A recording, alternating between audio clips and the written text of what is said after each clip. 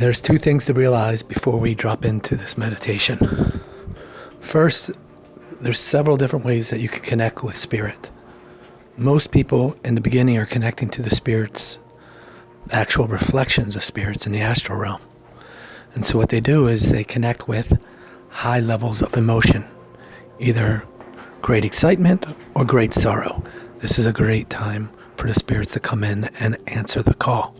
And these spirits coming in though, can be anywhere from a low-level spirit that could be considered a dark force to a high-level enlightened spirit.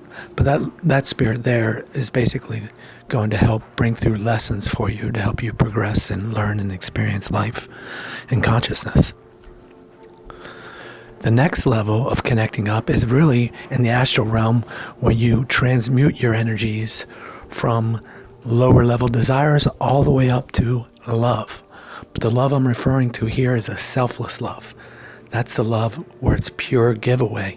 And where it's difficult for people is we become really attached to some of our emotional states and how we feel in certain things and certain triggers, while that love is completely selfless. And so what you're learning to do is go from a point of attaching to form to connecting with spirit, because you can't do both at the same time. When you're connecting through the love aspect, it can catapult you into higher spiritual realms, but it's hard to keep a steady vibration there.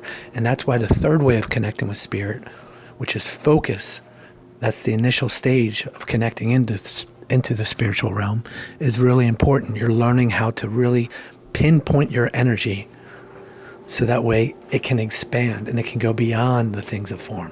Do you see? So you, for instance, focus on something so much, that thing, that eventually you go beyond that thing into the soul of the thing, and that soul of the thing is the pathway to the spirit world. And what's really important to also remember, the second thing, which is when you're dealing with emotions and you're working in the astral realm, what you're trying to do is gain experiences. Those experiences are gained through both feeling and perceiving. But for most people, they kind of confuse the concept of perceiving. Perceiving isn't just you noticing something or you interpreting what you notice. It's also maybe more clearly stated as a lens through which you look through things. And I'm not just talking about a lens, which is with the thinking eye. I'm talking about a lens that also goes over your ears, goes over your mouth. And so, in other words, if you're using, for instance, you choose the principle of gratitude, you're not just looking at things with gratitude, you're also trying to interpret things with gratitude. You're trying to speak with words of gratitude. In other words, you're bringing it into all aspects of your life. So with this meditation, we need to first step in, begin to release, close your eyes, find that meditative state, find that focus. And what I'm going to do during this meditation is every once in a while I'm going to ring the tingshals, because I want to ask you not to fade away. I want to ask you to not drift, to keep coming back. And so each time you hear the tingshal, that's a reminder to again focus. Even if you're lost or went adrift from what I was saying, just bring yourself back to wherever it is and use whatever state you like within this focus. For some of you, it's a little bit easier to use imagination, others visualizations, others feelings, others senses, whatever it may be, that's all right. So begin to relax, focus, and find yourself standing at the front of a gated garden. You're outside that garden, peering in, but the gate is locked. It's closed. On the other side of this gate, with the walls surrounding it, that garden is your personal garden. There is no key. No one else can enter. Only your will can unlock it. So walk over to it and use your personal will to slowly open this gate. As the gate opens, you peer in. There's a path straight ahead of you, and on each side of this path, a separate garden evenly split by the path. Bring your attention to the garden on the left. This is the garden of your personality and all of your accumulated experiences through time.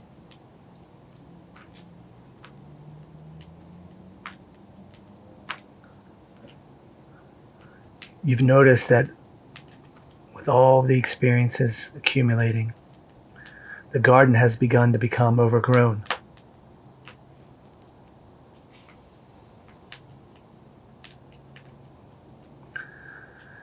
Take the moment to notice all of the things that have accumulated in this garden.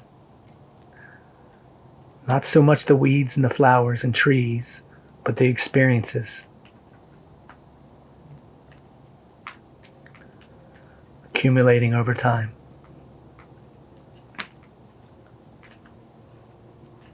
As we narrow our vision into the most recent experiences, a few questions come to mind. First, what things, what attitudes, what words of beauty did you come across this week?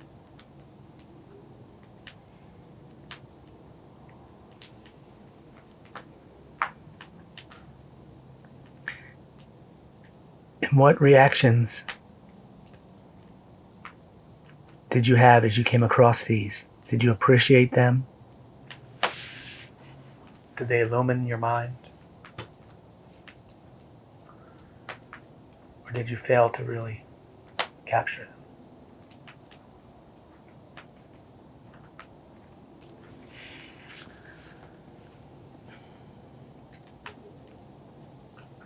Second, what acts of service did you render other than the usual programmed actions?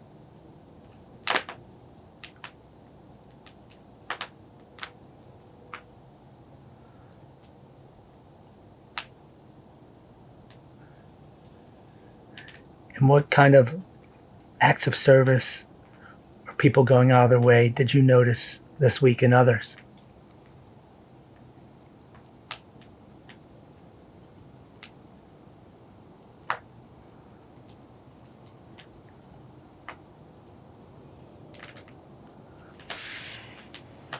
As you peer in, the third question is, what color or colors predominated your life today?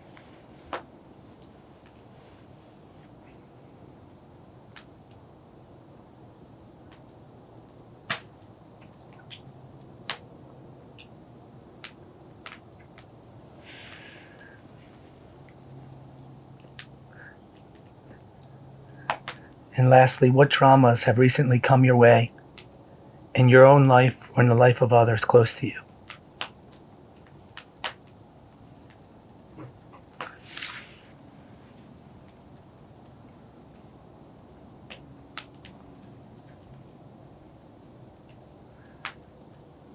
As you look deeper into those dramas, can you see the beauty, the natural growth?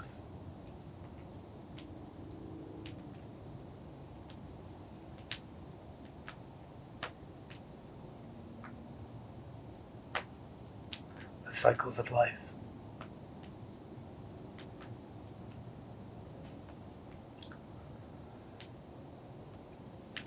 The highs and the lows of the moods.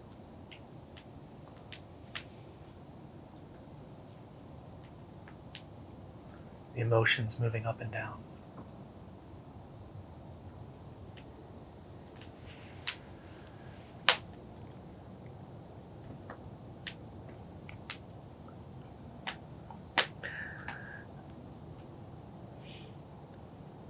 Now it's time to go in to this garden, to mend it, to restore it to its order and beauty. Rearrange that garden and fill it with flowers, with the song of birds, the buzzing of bees, and with the garden that you visioned for yourself in this lifetime.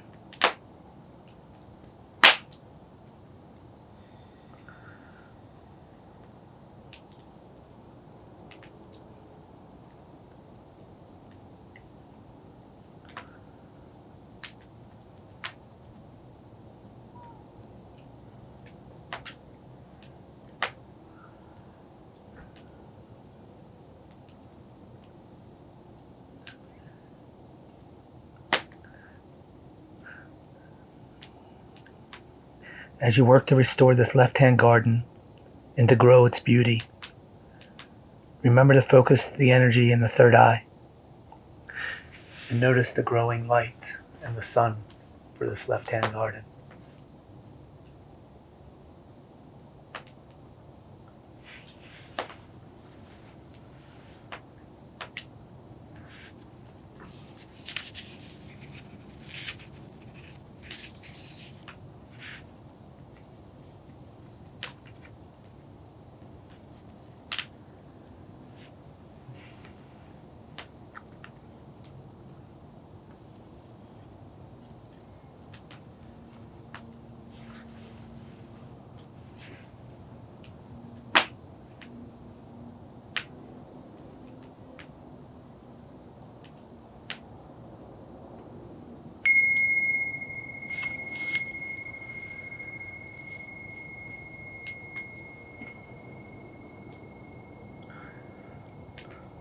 Learn the power to organize with a loving intent.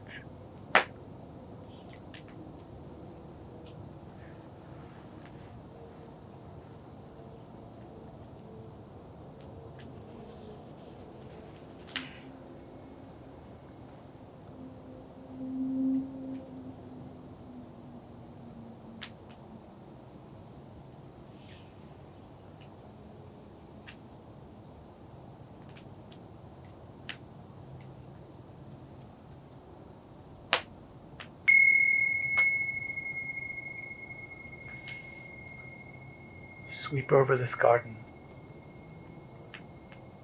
Allow the rains and the winds to come. Bring it back down to the fertile grounds.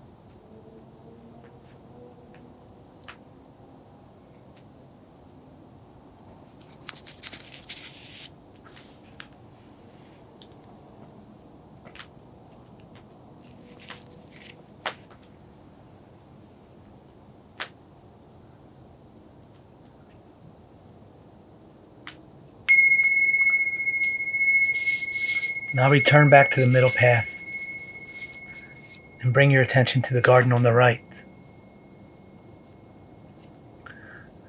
This garden has its own inner barrier with locked doors encasing it. This is the garden of your loving soul.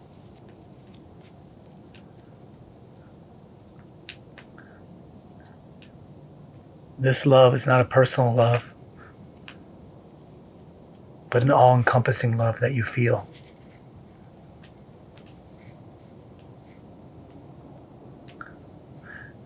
And while the garden on the left had music, color,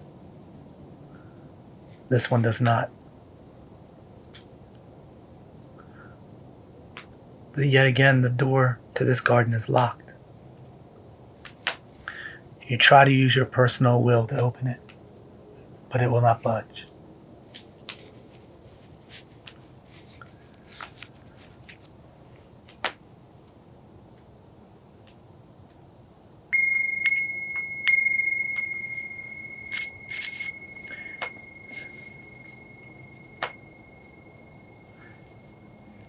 Then it strikes you as you look around that though beautiful, both of these gardens are encircled by a large wall encasing them. And these walls separate you from the rest of the world. And while this is great for doing the personal work in the left-hand garden, it hinders your ability to enter the soul's garden on the right. As you turn to look back, beyond the first gates you entered, you see the outline of those who long to enter.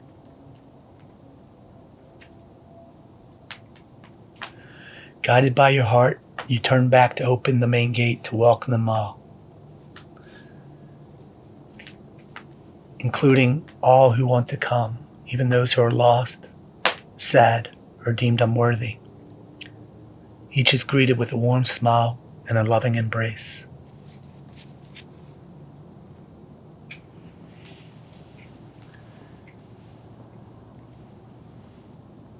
Loved one, stranger, and enemy alike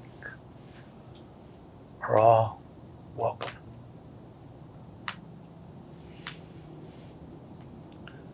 And with this act of selflessness is revealed to you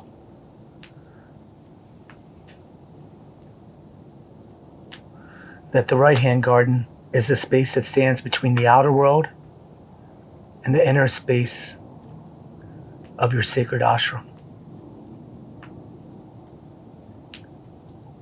And just as the surging crowd draws near, you realize the act of selflessness was a symbolic key for you to open the gate to your soul's garden here on the right of the path.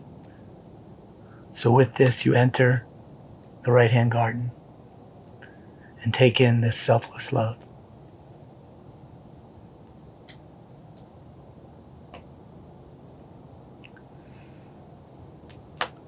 This is the kind of love that leads to freedom.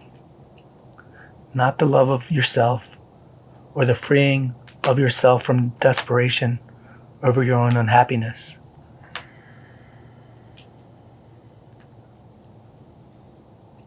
And not just the love of those that you so easily love, but the very love of your soul.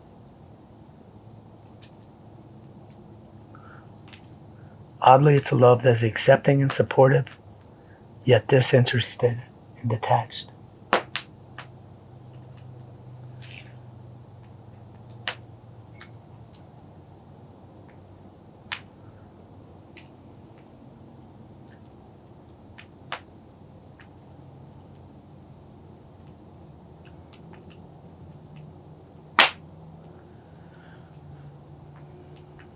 And from this standpoint, it's time to build an ivory tower from which you can look to survey your personal garden and your accumulating life's experiences. In moments of distress or imminent failure, you can mount this tower and stand steadfast. From this vantage point, you are above the mist and fog and can see things clearly.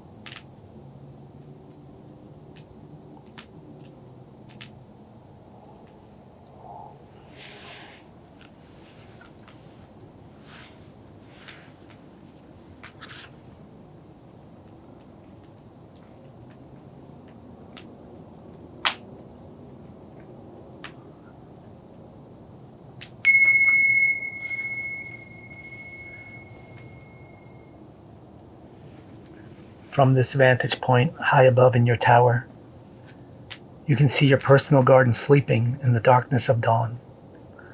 No real light, no sound or movement, and no life apparent. It remains just dreaming and colorless.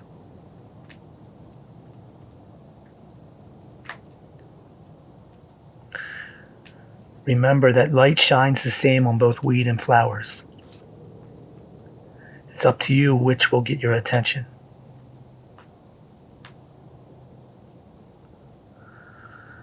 From this standpoint of the soul's light, looking down, send the light into that garden. Plant the new seeds to be fertilized. Watch the rays of light pouring over the garden, awakening it to color and beauty, arousing it to movement and life,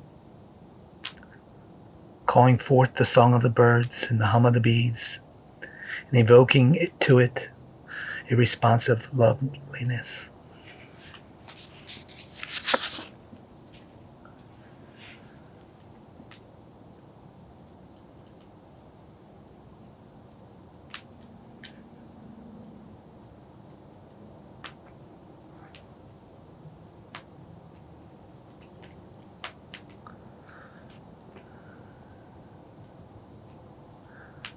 Find yourself back at the bottom of the tower. Walk on back out to that central path that rests between the personality and the soul.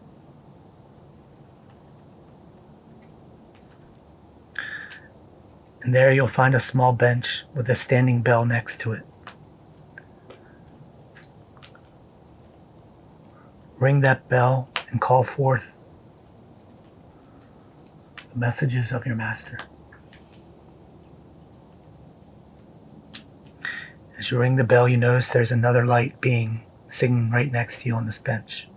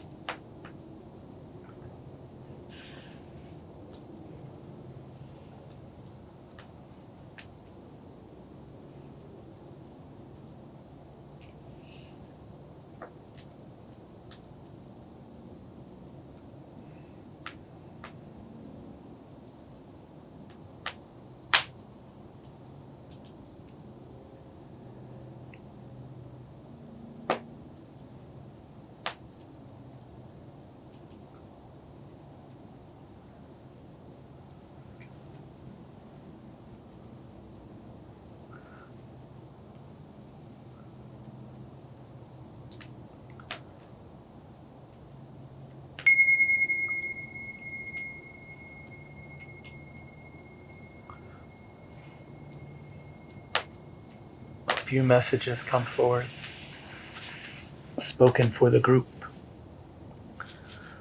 First, when your problems descend upon you, when you are swept away by an ancient habit of thought that you know to be wrong, but which has as yet a rhythmic power over you, then retire into your garden and work there for a short while to break the power of this ancient thought forms.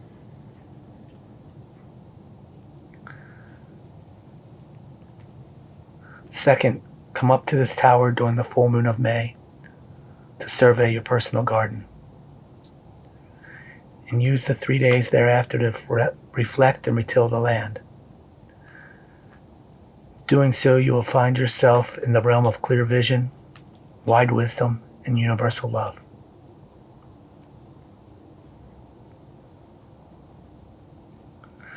When you are ready to dedicate yourself to this field of service, return to this right-hand soul's garden and build a shrine there that you feed daily to connect with group purpose and the thought of true service.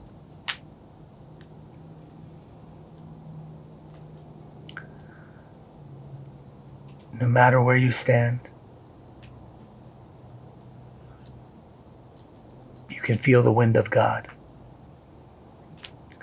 His divine breath as it sweeps through these gardens.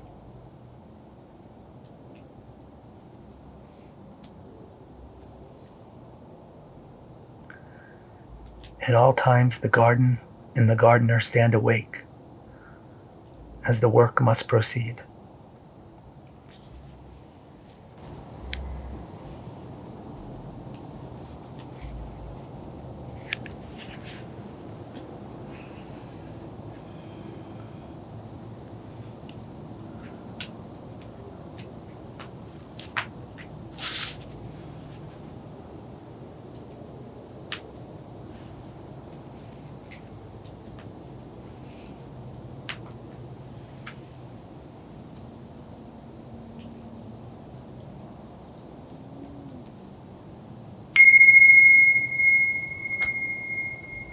One more moment to look over the gardens, the paths, to bring them into your reality.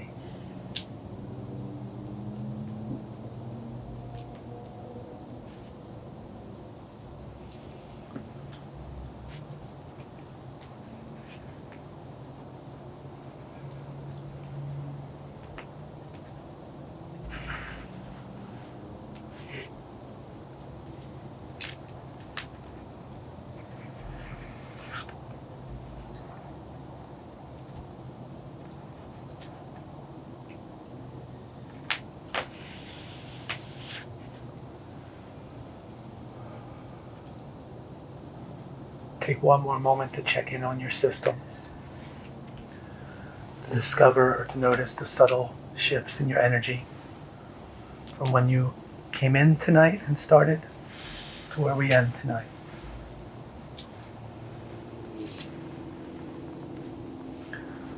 Feel the peace and the potential.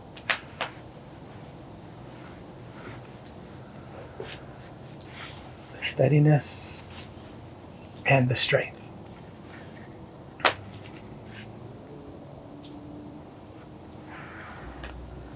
The power and the surrender.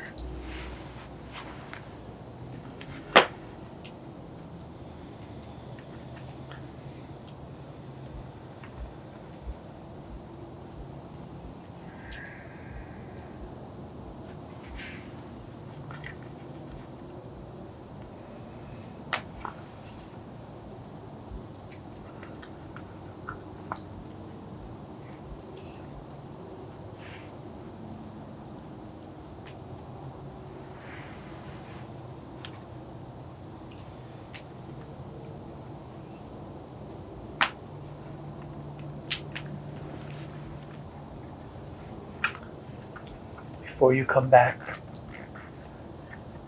look for a moment and see if you can notice the subtle differences between the emotions that connect you to spirit, the selfless love, in the focused co-creation.